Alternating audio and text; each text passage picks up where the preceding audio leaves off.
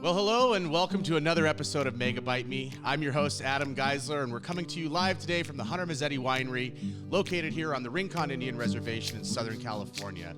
I want to thank our hosts, the Hunter Mazzetti Winery, for having us here today and congratulate them on the best bottle of wine under $40 in the United States. Congratulations, everybody. Let's go ahead and dive right in. I'm pretty excited today to have an amazing guest with us from Merit Education Networks. Out of Michigan. Been an amazing partner in Indian country, and today we're joined by Mr. Bob Stovall, one of the leads that they have for the company on the technology side. Bob has an amazing history in working with communities.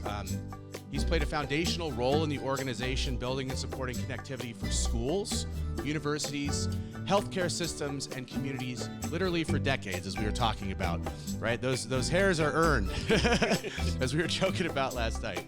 But more than that, Bob represents the people behind the work. And as everybody knows about the MegabyteMe show, we want to highlight the ones carrying the responsibility for making sure connectivity isn't just built, but built right. His perspective comes from years of experience working at the intersections of infrastructure, education, public service. And today we're going to spend some time understanding not just what he does, but why he does it. So without further ado, I want to go ahead and jump in to introduce Mr. Bob Stovall. Bob, thanks for joining us today. Well, thank you, Adam, and thank you for letting me join you for today. Absolutely. And tell our story. Absolutely. For those of you that haven't had the opportunity to meet Bob, he's really been an instrumental player across the country, as I mentioned in the introductions. But really, as his impact relates to working with communities that have been disadvantaged and challenged throughout the deployment process. And those include anchor institutions, schools, healthcare facilities, libraries. You know, I've had the fortune of sitting on the Shelby board for a minute, Bob, and Merit's name always tends to come up in those conversations as a leader in the space. Do you mind sharing with us a little bit about the organization that you work with before we jump too far into the interview? Well, Merit Network is based out of Michigan. It's a research and education network. It was founded in 1966, so we are celebrating our 60 years this year. And we first started out as a research project, essentially, to connect the three major research universities in Michigan, which was Wayne State, University of Michigan, and Michigan State. And the first interconnection of their mainframes was like 1972. By the early 80s, they started adding other universities, and now we're statewide. We're governed by the public universities in Michigan. We take direction from them. They're on our board, but we're independent. We're independent from any of the universities financially or operationally. So it gives us the freedom to focus on our mission and our purpose, which is to provide solutions for our community, and that's K-12, governmental, universities, libraries, and also small communities that need help. And that's the special part about it is that we have over at least my 37 years at Merit, we have adapted to the technologies, we have adapted to the demands, and try to be the solution. We don't have to be the only provider. Matter of fact, it's not good for us to be the only provider, but we want to make sure that whatever journey that our members take, that they're successful, because that's our success, is our community being successful. So Merit has been doing this work for a long time. Yes. You mentioned 30. We won't go backwards, but how do you think about the impact when it comes to connecting communities and institutions? Well, the impact is very large. I this is one of my whys. Probably about 20 years ago, it might have been 25 years ago. I was in the western Upper Peninsula of Michigan, talking to superintendent, the school superintendent, and he just asked me a question. Do you know what our biggest export is for our community? And I'm thinking, okay, is it lumber? Is it copper mining? I've really drank in my brains. He goes, you won't get it. I said, what is it? He goes, it's our people. People. He goes, our kids graduate from high school. They go off to university. They get all the technology and stuff, and they can start building their dreams, and they don't come home because we don't have the resources to provide them to they start where they can start their businesses and do the things that they want to do. And right there, it just hit me. It said, that's what Merit needs to do, is make sure our kids can bring their dreams home, because that's how we thrive. That's how all our communities thrive, is our next generation brings back what they learn and build more and more. And when they don't have the infrastructure, the technology infrastructure, the power infrastructure, it's hard for them to do that. I was really honored to be invited to participate in some of the work you guys were doing early on in BEAD and bringing folks together. And I remember, as I was moderating one of those discussions, which kind of turned into a consultation with everybody, right? But I remember moderating those discussions, and I remember people saying the importance of ensuring that these funds stay in the community, right? Michigan has gone through a lot. I think folks recognize, the history with industry up there, but that also means that folks are looking for the opportunities again to do things correctly. And that means bringing dollars and keeping dollars in Michigan, bringing dollars to the tribes and keeping them within the economy of the tribes, and other partners that are within the state. So from your perspective and from Merit's perspective, when you look at the work today that's being done, right, it's been a little over a couple of years now since we had that conversation. What does doing it right actually mean to you, not just technically, but for the project and the people being served? Doing it right, one is technically it needs to be done correctly. Technically, and it also needs to be done safely, and also to make sure it's sustainable. That's a hard challenge, especially with funding and companies that want to get in and get out. You want to make sure that the infrastructure, what we're investing, what these communities are investing, it's a 30 or 40-year asset. So you want to make sure it lasts that long and it can be sustainable. All too often what we see, infrastructure not built correctly, or it's not designed where it can scale out. And 5 years later, they're back at it, doing it again. We need to ensure that they are a 30-year investment, a 40-year investment, and not use yesterday's technology to think it's going to work tomorrow. And that's one of the biggest challenges that we have. Cheaper is not always better. I talk to folks a lot about fiber infrastructure, because that's really what I've been doing a lot the last 15 years. And everyone says, aerial infrastructure is the way to go. It's cheaper, but it's not. It burns. Really it burns. It blows over. But so it costs more. It costs a lot more to maintain. Yeah. And also, sometimes when you look at it, it's not cheaper to build. It all depends on the situation. I tell folks, if you're going to do a power, connect to utility poles, go and check, see what's already on there. If there's no comms on that line, you probably got a pretty good chance to stay within your budget. If there's one comm, you're probably pretty close to staying budget. If you have two or more comms already on that run, don't even do it. Yeah. Because your make ready and the process will cost more than doing it underground. Unless you're in an area that's really rocky or something. But if it's just normal clay or sandy terrain, it'll be cheaper just to go underground. Yeah. And then your costs, we found that the cost of underground to maintain it is about 40% less. Yeah. Wow. Well, I think there's a lot of state networks and regional networks that are being contemplated and built out today. And I think that's a good lesson learned for folks to be considering, right, no matter what state you're in. Do you have any other things for folks to think about that are navigating both interconnecting with these networks as well as looking at these networks long-term in those relationships? What do you, when you're engaging with tribes, when you're engaging with universities and schools and the other institutions that you're connecting, what are some of the other steps that you're doing to make sure that they're served right with that long-term lens? It all depends on who it is and things, but Sure. For me, let's talk about a tribal community or a small public or small community, period, a real small community. Yeah. I see those two communities kind of aligned a lot in the same needs. I found that if you can do it, the best case scenario is that the local community own the infrastructure and make it open access. I've seen this in Michigan. I've seen this around the country. You put all your eggs in one basket and one provider. It's great if they're successful. Not so great if they're not. Right, and then Right. also in controlling cost. I'm a firm believer in competition, and so if a municipality or a tribe owns the infrastructure, but they don't feel like they can run it, they can. Usually you can find a organization to run it for you, but you still own the infrastructure, and they might run your ISP. They can do all the billing and do all that stuff, run the service, but you still own. You still own the road. Exactly. So if they fail, you still have your asset. You can go find someone else.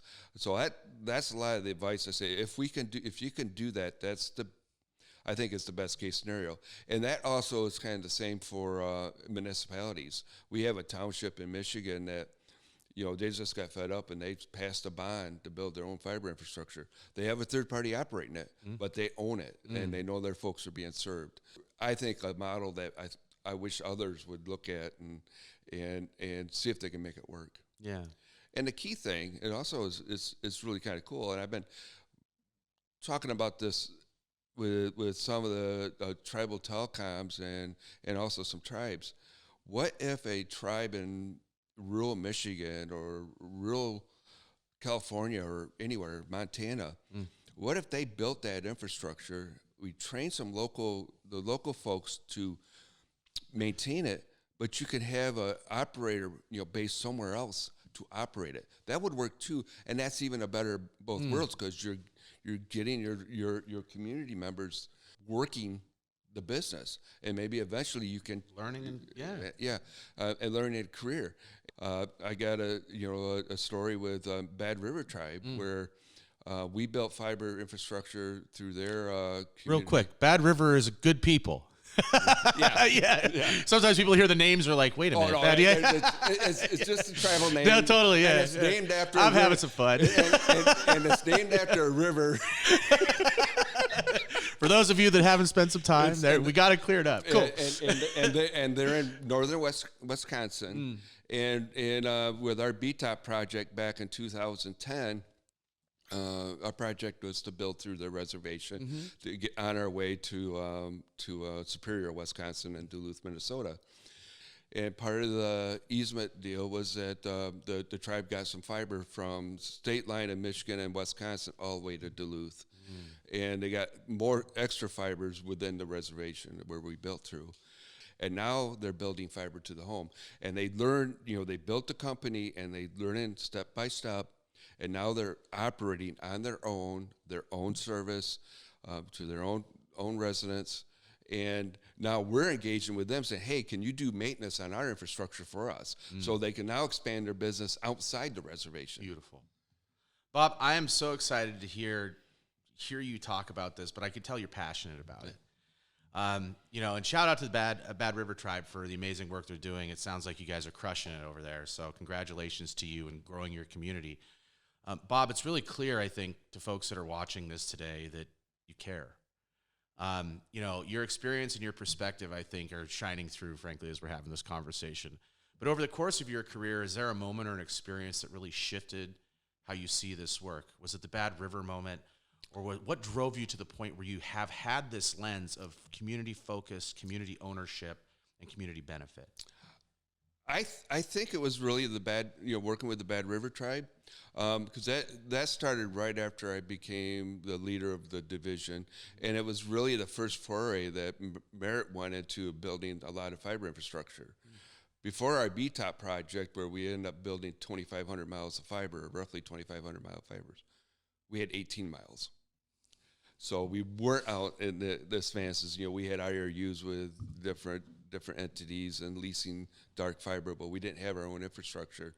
And through that process, I learned a lot about our communities, and it really came together for me working with the tribal government up there and their technical people and their environmental folks and the Historic Preservation Office. Really learned new respect of the land, a new respect of independent government and stuff. And because I was really naive. I mean, I went up there. I had to go up there for a council meeting, and I got there early. I like getting to my meetings early, and I sat in the council halls, and finally the council chairman said, "You can't be in here." I said, "What?" He goes, "We'll call you in." I said, "Oh, I'm sorry." He goes, "Well, you didn't know it." I mean, it was fine. I mean, he was really cool about it. But I go like, "Oh," because I'm used to, regular, our government that we, that's all public. Oh, yeah, well, I'm not a citizen. I'm not a member of the tribe. Yep. I understood it after he explained it to me, but that was the kind of like aha. But really working with and also seeing the impact. I remember their chairman Mike Wiggins. He told me that their kids went to school in Ashland, which is the town right next to the reservation, and they were finding at a certain point where their tribal kids would lose interest in school, and it ended up being about the same time of when it became a kind of a requirement or a need for them to be online and do their own research or do their own stuff on over the internet. And it was a big drop off in interest in the kids and their performance.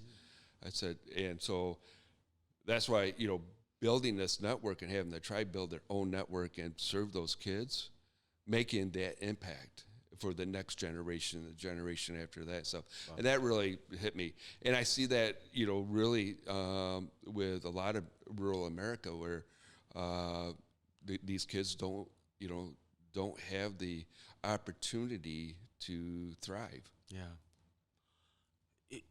You hit the nail on the head. The next generation is what this work's always about, right? Thinking in Indian country, we always talk about 7 generations, or thinking about leaving the place better than how you received it. You've seen a lot of change in the industry as well, and leaving things in a place that's always positive, intact, isn't always the easiest thing to do. And you've been able to navigate that in your work. What's something people often misunderstand about broadband or connectivity? You and I were talking about this the other night. Is it really about broadband? No. No. Broadband is just a tool. I like I mentioned last night, I get aggravated when people throw out 1 gig or 10 gig or whatever. That's irrelevant. It's the person that needs to use the tool. Do they have enough capacity to do what they need, to run their business, to do their schoolwork, whatever it is. So I don't care what the advertised speed is. It's the can they do what they need to do? But the more critical part to me is, do they know how to use it and know the tools and are comfortable with it? It's a big joke around Merit. I'm the least technical technologist that anyone's ever seen, or that's what I try to brag about, because I don't use the technology except when I have to. I'm not interested in, I never was a gamer, never was, all that. I use it as a tool as I need it. But there's other people that, need it for other reasons and they thrive on it. But the people that don't have access or have limited access, and then when they do get access, they need to be comfortable with what they're doing and why they're doing it. And it's not just a tool for downloading movies or streaming. It's a tool to start businesses. It's tools to do research, find out what's out there, sorting out the good and the bad. I think is the biggest challenge. And we've done some work on that area, and I keep saying, well, it's never done. Technology changes. I've been in this for a good long time. And the technology changes every 5 years or even more rapid. And how people use it is different. The big joke around Merit is I'm pre-internet. So you're analog. Yeah. Oh, yeah. And now I'm working on quantum research, so it's kind of crazy. But I've made a lot of foolish statements over my life. And this is probably about 1990 or 91. Mm-hmm. We upgraded our dial-in hub groups to 9600, and I stopped right there. So it must have been 1990 when I said this. Okay, we're done. No one can type faster than this. No one. Because back then everything was text. Sure. And you typed, then it went off. So then when they started putting graphics on, we had up the speed and then the streaming. So it changes over time. Right. And if you're not staying engaged and keeping our community informed and engaged, they'll fall behind again. Exactly. And it's a huge challenge. And I don't know, quite frankly, I don't know how to solve that. You know, I'm going to just give you some of my own observations, and I'm going to ask the production team if they wouldn't mind bringing in Guy, if you don't mind for a second, bringing over the artifact that we asked each guest to pull over. You know, Bob, I think that I asked every guest to bring something, and you and I were talking about this on the way over. You know, what's something special that drives or, you know, who you are. And I think the comment that you just made makes sense why the wolf is what you brought. Yeah. And I'm just going to give the observation, and you tell me if I'm right, and I'd love to hear more. But everything you just said is the way a wolf leads. The strongest wolf leads from the back. They make sure that the pack is taken care of. They're watching what's going on, and they're ensuring that everybody is safe. That's something that you've been doing, I feel like, for the last 37 years, accessing things safely, ensuring that those that need assistance are getting it, making sure that the next generation that's coming is going to have a good path in front of them. Now, those are just my observations. I am really curious why you picked the wolf. Well, that's part of it. But what really, truly inspires me is our great land. You know, I love traveling around this country, seeing land, and the land is part of it, the mountains and stuff, but also the wildlife. And I raise cattle. I love being around animals, and I see the wolf as an animal that can't be truly successful by itself. Yeah. It needs to be in a pack, and then within the pack, like you were saying, everyone has a role, but they can fill in for each other too. And I feel that that's how we are successful as a society if we are working together. I always tell my merit team, we're in this all together. We're a pack. We are better, stronger together. So, with a wolf, like you said, the leader leads from behind. And quite frankly, that's kind of what I do. I point a direction and say, hey, go at it. And then, we do this in Indian country. We point with our lips. Yeah, we're gonna get you good at that, Bob. Yeah. And then let me know if you need help. Yeah. I lead a research team with a bunch of brilliant people, and I say, okay, well, what about this? And I say, oh, that's a great idea. And they run off and or when we're designing networks and things. So, and it's all about team and teamwork and people working on their, what they're strong at, but also continue to build their skills. And I think the wolf is kind of out of the animal kingdom. It's kind of a setting for that. And I, quite frankly, I've always been intrigued by wolves since being a young person. And I don't know why. I think it's just part of me. Well, I have a question for you. It's gonna be a little deeper. You got a big heart. And I've seen it whether we were right in the back of a car, between venues, having a good time, looking out for people, making sure folks get home, whether or you're out training, you've been around all over the country, helped training at boot camps and, things at Merritt's, all over the place. Where does that come from? What happened to you in your life or your youth that has brought you to a point where you care so much about other people? Well, it comes from my upbringing. I grew up in a rural area, Michigan. Our school didn't have a lot of financing, so funding, so we didn't have the resources at school as others. It's a farming community. We weren't given the opportunity, or it opened up opportunities for us to excel. Either in the arts or in the sciences or other avenues. Your big joke, we didn't have a foreign language program there, so no one was. Sure. So when I learned my first programming language in college, I said, "Oh, now I'm bilingual." That's good. But so when I and when I got out of high school, I had no dreams of doing what I'm doing now.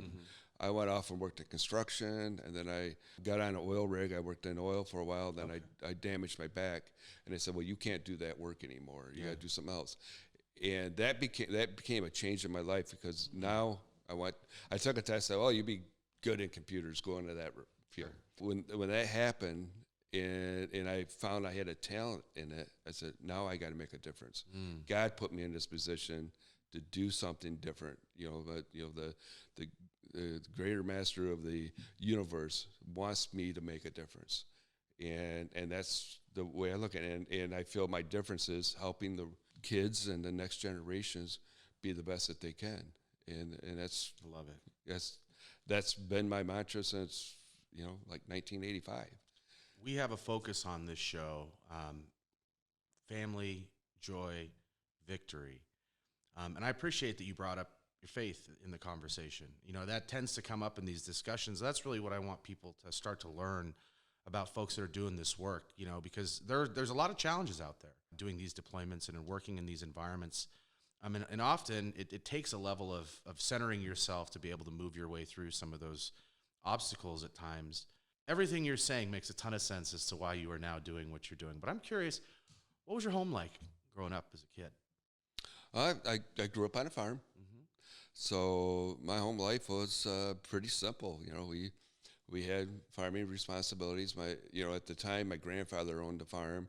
He raised cattle, and back then we also did some cash crops, corn, sure, and what have you. So we was always around our grandparents. My grandfather and my grandmother, lived through the Depression. So their look on life is keep it simple, and just ask what you need, and don't waste.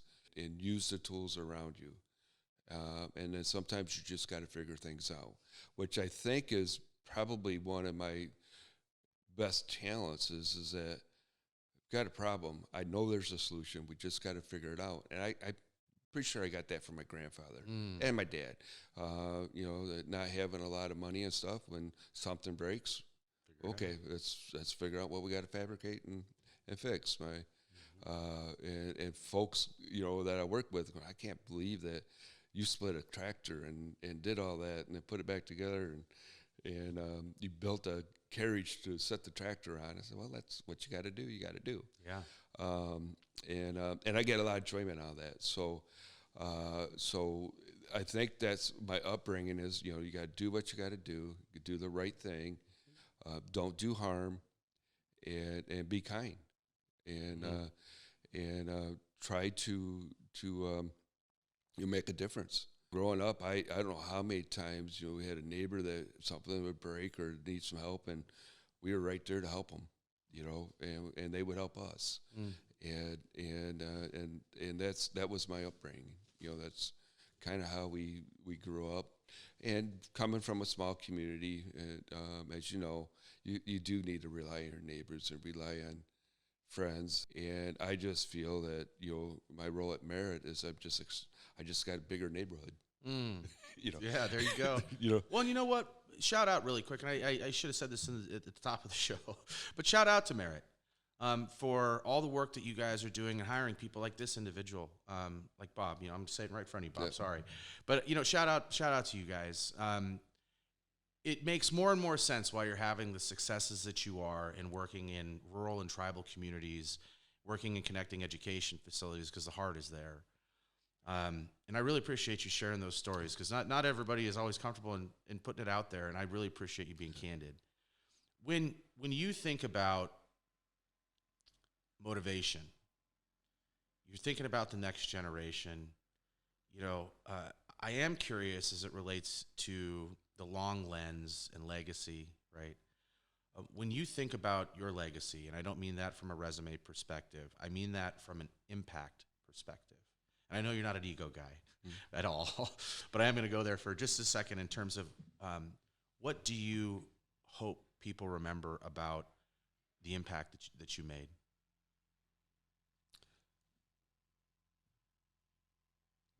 Two things. I hope that the work that we're doing now and what we've been doing for the last 60 years continues for another 60 years.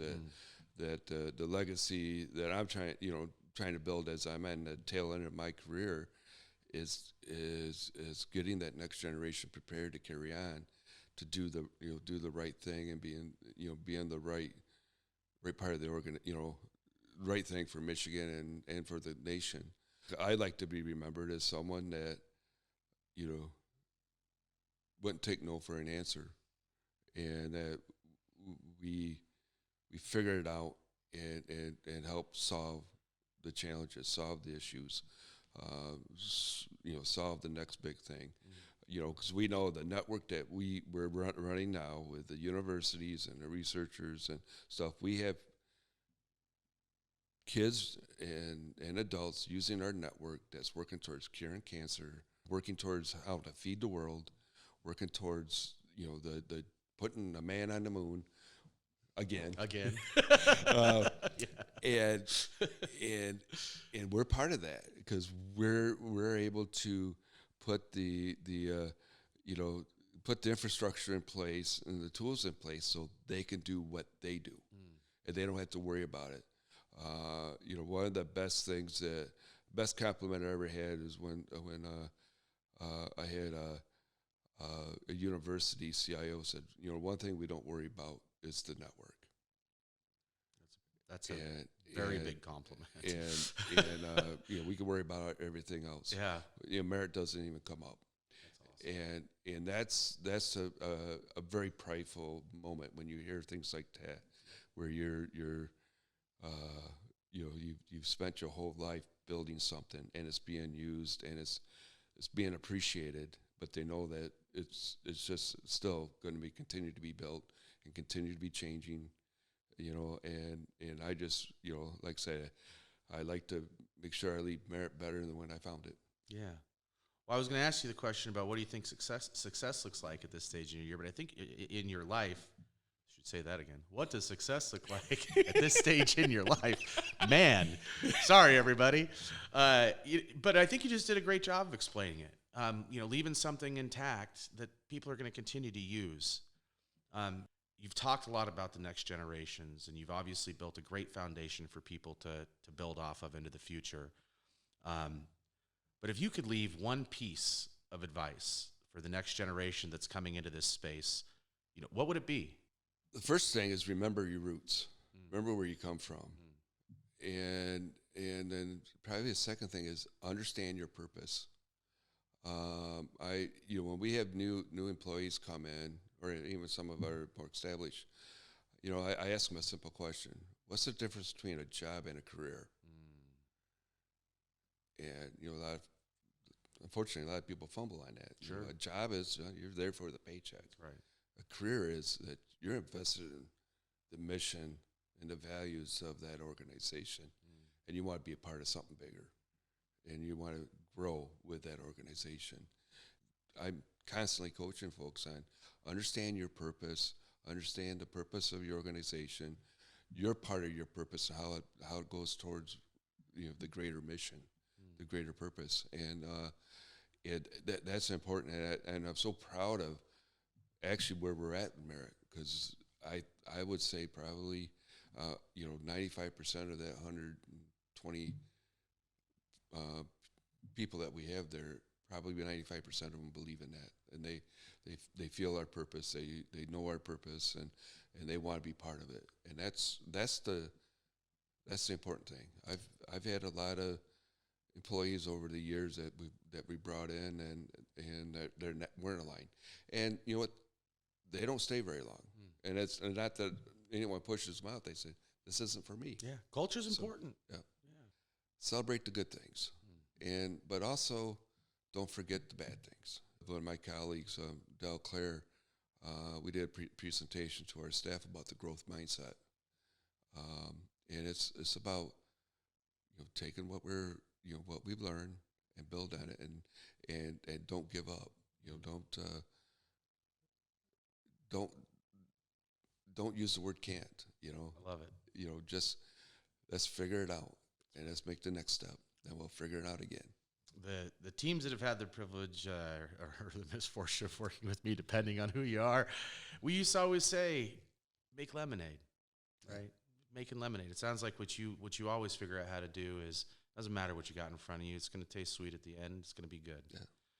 So is there anything that is crossing the top of your mind before we shut off the red lights that you want to make sure people understand about you, your work, your organization, and anything? I'd like to relay to folks that, just keep in mind anything's possible. And, I talk to a lot of tribes, I talk to a lot of folks and, different municipalities and stuff. And they want to get stuff done, but they don't know where to start. They don't. And so I said, well, where do you want to finish? All too often I see organizations take a misstep by seeking funding before they know what they want to do. Figure out your purpose, figure out what you want to get done, and then find the funding that fits that. So that where you're not, and so anything's possible. We're in stressful times now. Things are changing, but you still have a purpose. We just keep fighting at it and working at it. Don't complain. Just say, okay, this is what we want to do. How are we going to get it done? And I that's one of the biggest things I do with my coaching at Merit is, okay, what do we need to get done? What's the outcome? So then we, put that flag up on that L. Then we can figure out how we're going to get there, and have that vision, and don't give up. Well, I think that's a good way for us to move forward and starting to wrap. I'm not going to call you an elder, but I am going to say that you are absolutely a trailblazer and an elder in the industry. And you got the scars to prove it. And I want to thank you, Bob, and I want to thank Merit for making the investment and the time available for you to come out here and to share this story, because I think it's important that people understand who you are and, frankly, who the organization is that hires folks like you for 30 plus years. And so, again, Bob, I just want to say Nishun Lobik from my family. Thank you for coming up to the home and meeting everybody and spending the time. And, for the audience members, I hope today is something that you learned a little bit about Michigan and the quality and the character of the people that are out doing this amazing work to connect our communities and our country. So from my heart to yours, Bob, thank you so much for coming to Shun Lova. Thank you. Thank you. Really enjoyed this. Please tell me those are on. Knock it off. Knock it off. Do you have to record? Yeah. Oh, let's. You're killing me, Smalls.